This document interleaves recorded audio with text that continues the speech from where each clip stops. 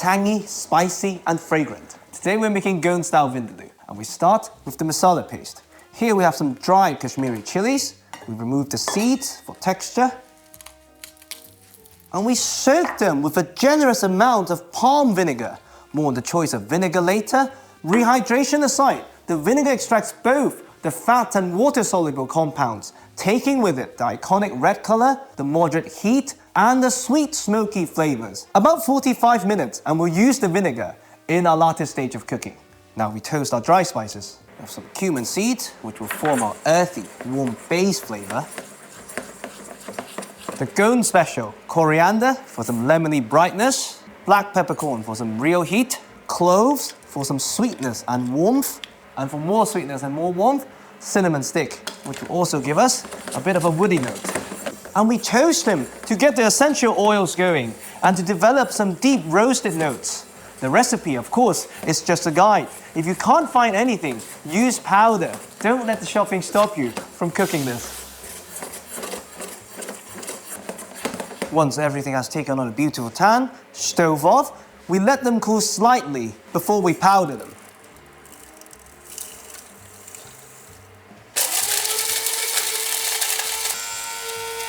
Now we make our paste.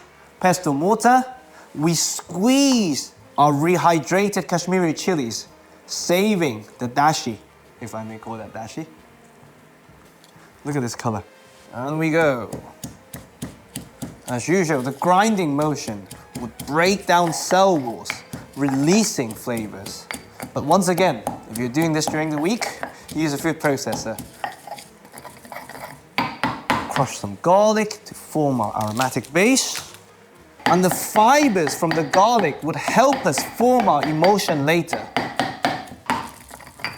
Now, we add some turmeric powder for some earthiness and subtle bitterness, and jaggery for some complex and layered sweetness. You can use brown sugar at home. Now, our spice mix goes in, along with a bit of our vinegar dashi.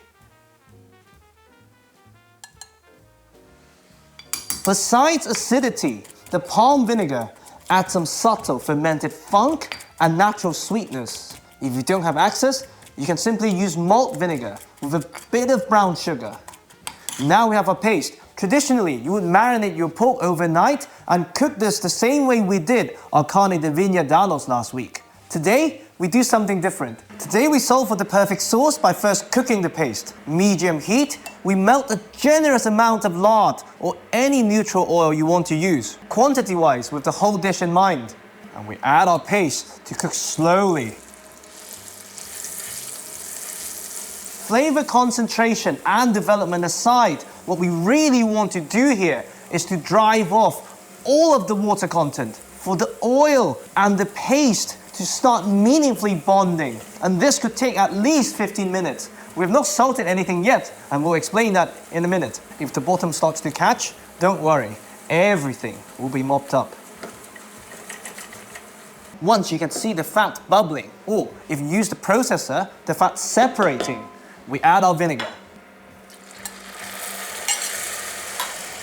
Yes, to lift the fond, but way more importantly, to start forming the emulsion, the vinegar, denatures the proteins in our paste, turning them into natural emulsifiers. Not as strong, but not dissimilar to an egg yolk in a mayonnaise. The fibers of the paste act as natural emulsifiers, just like a garlic would in a real aioli. And just like a warm vinaigrette, we stir vigorously and let this simmer for about 5 minutes.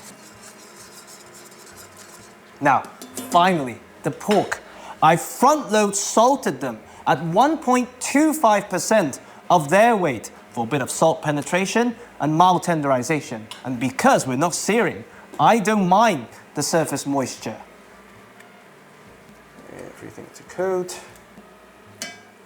I've also coated them with a thin layer of lard, pre-fatting them. This would help evenly disperse the fat-soluble spices during cooking.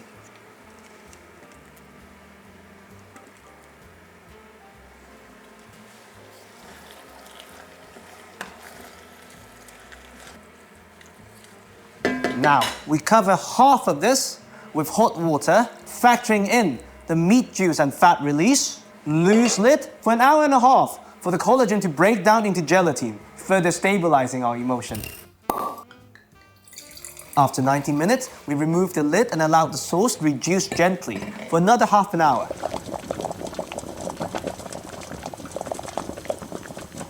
After half an hour, we have something very beautiful, with a thin layer of fat floating to the top. But judging from the color of the liquid itself, you can tell that the majority of the fat-soluble flavors are beautifully dispersed. This is Goan-style Vindaloo.